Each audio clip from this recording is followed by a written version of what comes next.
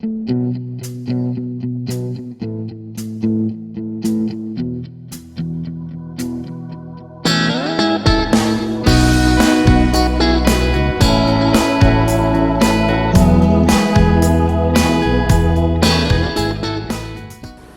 to my travel channel. Well, this would be the first time I've ever made a movie for a trip that was never to be. So this video has turned out to be what it was like to be on the cruise ship Vasco Da Gama when it left Singapore on the 9th of March 2020, at a time when countries on our intended destinations started closing their ports, and there were 24 of them because they were trying to contain the COVID-19 virus. My cruise holiday was booked with Imagine Cruising of Australia 14 months earlier when they launched a major sales campaign. The cost per person for a balcony twin was 18,000 New Zealand dollars, but by the time I'd paid for a few extras, the bill came to about $23,000 for the Auckland to London return package.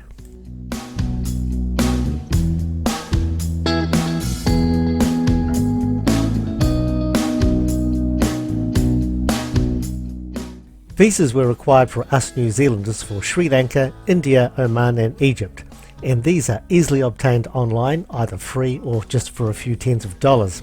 A very straightforward process. When applying for an Indian visa though, watch out for an updation.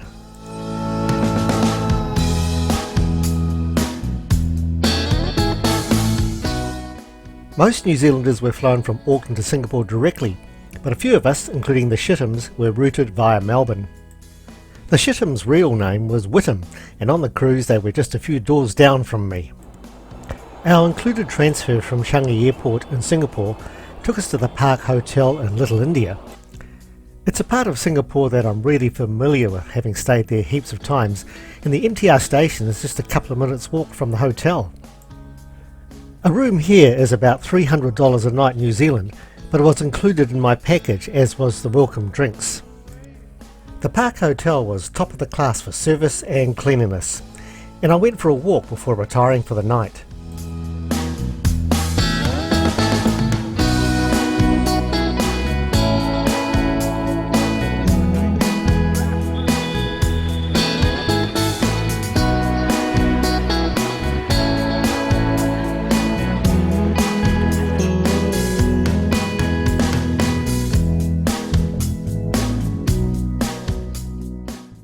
Next morning I had an included sumptuous breakfast, and then I was transferred to the ship along with about 100 other people from the hotel.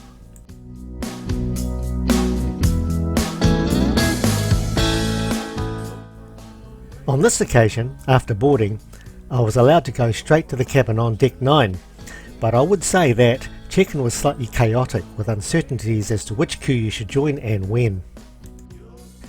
At this time, because of COVID-19 issues, there was a health screening check which included a temperature measurement.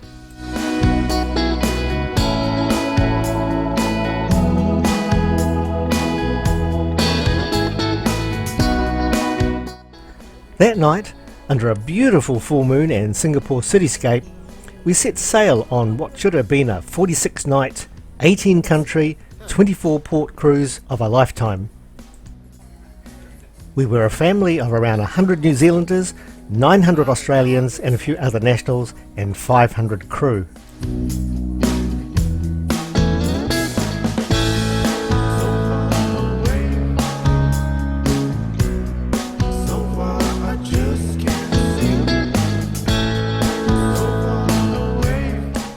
Our 45-night cruise was to be part of a 71-night itinerary originating from Fremantle.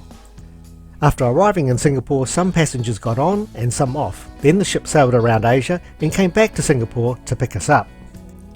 The next morning we woke up to the announcement that we were not allowed into our first destination port, Penang in Malaysia, so the captain decided to continue on to the next scheduled destination, Phuket in Thailand. Then one of the passengers a couple of doors down from me fell ill with COVID-19-like symptoms. There was about 4 hours of activity while a passenger was discharged by a tender to Phuket and their cabin and cabins on either side disinfected. We waited offshore for several more days while the offloaded passenger was tested twice for COVID-19, but the tests were negative and the passenger was returned to Australia. By this time it was realised that we were going nowhere. All destination ports were closed and eventually the plan was to return all CMVs passengers on cruise ships to a destination where they could return home.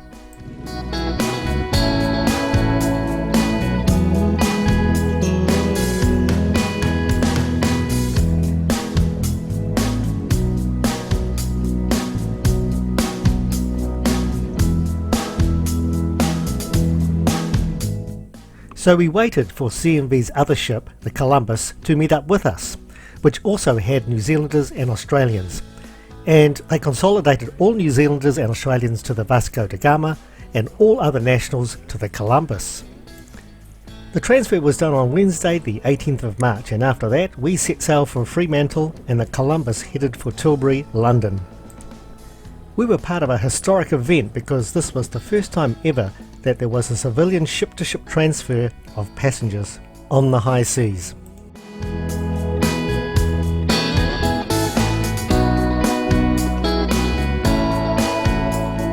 Once in Fremantle on Sunday the 29th of March 2020, us 108 New Zealanders were health checked by the Australian Border Force, then given a police and military escort to Perth Airport.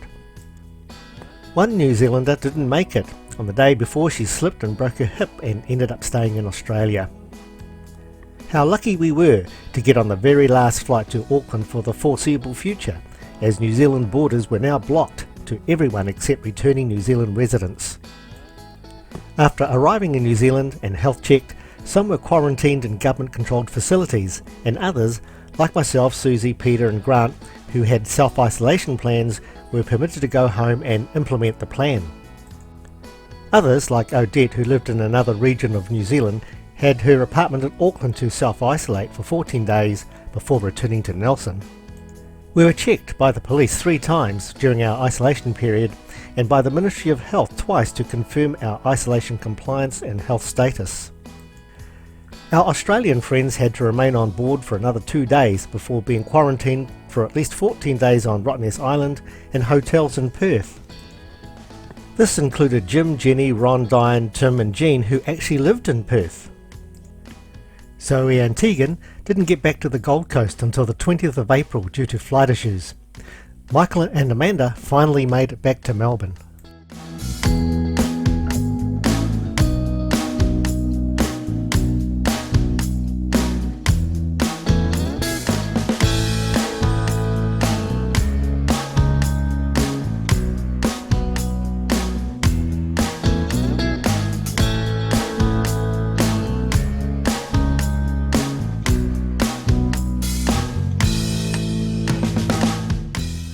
And so now we come to the final part of our story, some of the highlights on a ship which went to no ports for 20 nights, a situation that many cruiselings have never experienced before. First of all, it's hard to believe just how lucky we were on the Vasco da Gama. We left Singapore before the main COVID pandemic wave arrived, and so risk to infection was very low. The passenger who was discharged with flu-like symptoms at Phuket tested negative for COVID-19. Imagine what would have happened if the test was positive. It doesn't bear thinking about. So it ended up that we were on a COVID-19 free ship. We were permitted to return to Australia at a time when the Australian government and its people were not very sympathetic to cruise ships. For us New Zealanders, we were able to get on the final flight from Perth to Auckland. And best of all, Cruise and Maritime Voyages promised us a full refund on our cruise, which meant that we were given a fabulous 20-night holiday at no charge. And finally, as far as the crew were concerned, they faced future employment uncertainties, uncertain travel arrangements to get back to their family and loved ones, and yet, despite that, maintained a professional attitude at all times and took care of us as though nothing was wrong.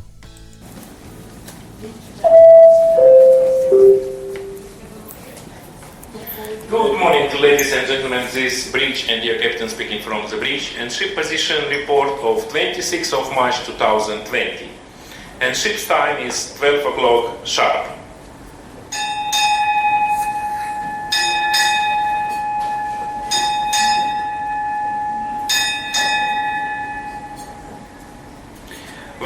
Nice. Ship position is longitude 29 degrees 01.8 minutes south, longitude 130 degrees 34.4 minutes east. Course 149 and depth more than 1000 meters under the keel.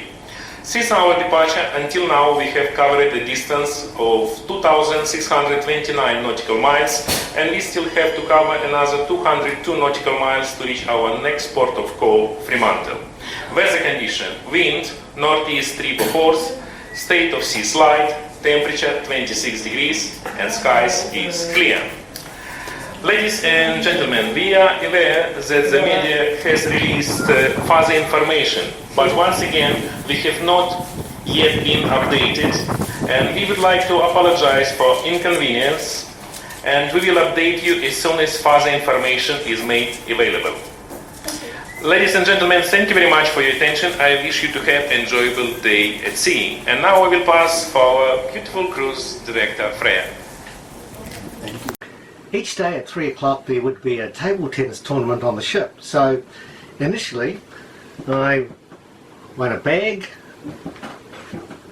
then another bag, some glasses, coaster, ball, and so on. But by the end of the cruise everybody had got better and better and better, and I was always knocked out the first round. But we had a lot of fun.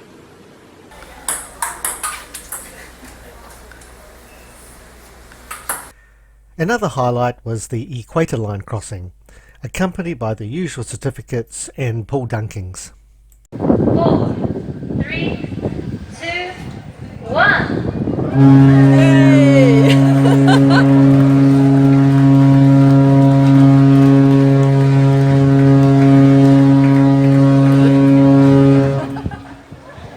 Ladies and gentlemen, we have officially crossed that equator line. Congratulations. Ship entertainers Brian and Savannah gave some incredible performances on deck and on stage.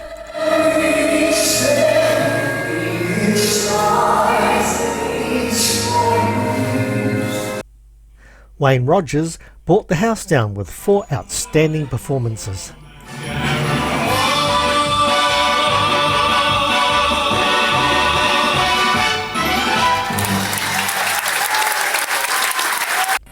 And of course, there was the traditional end of cruise party. What a wonderful time we had on the cruise. Us New Zealanders were the first to disembark, and our Australian friends gave us a send-off that we will remember for the rest of our lives. All the best, Sean. Have a good trip. Yeah.